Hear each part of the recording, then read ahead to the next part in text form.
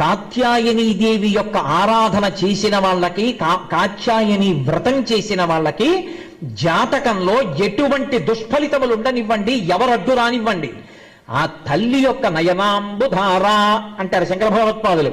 అలా ఆమె యొక్క అనుగ్రహ శక్తి చేత చెల్లాచెదరు చేసేస్తుందంటే ప్రతిబద్ధ కాదు చేసి యోగ్యుడైనటువంటి వరుడు వచ్చేటట్టుగా చేస్తుంది. అందుకే అప్పటికి ఇప్పటికీ కాత్యాయని వ్రతం అంత శక్తివంతమైంది. కన్యకామణులు హేమంత ఋతువు వచ్చింది అంటే కాత్యాయని వ్రతం చేస్తారు. అందులో ప్రత్యేకించి కుజదోషం ఉన్నటువంటి వాళ్ళు అసలు కాత్యాయని వ్రతం చేసుకోకుండా వివాహానికి అనుమతించరు తల్లిదండ్రులు. అంత గొప్ప తల్లి, అంత గొప్ప వ్రతం కాత్యాయని వ్రతం. కాత్యాయని వ్రతం కేవలం కన్యకామణులకే కాదు. కన్య అన్న మాటకు అర్థం ఏమిటంటే ఇంకా పెళ్లి కానిది అని.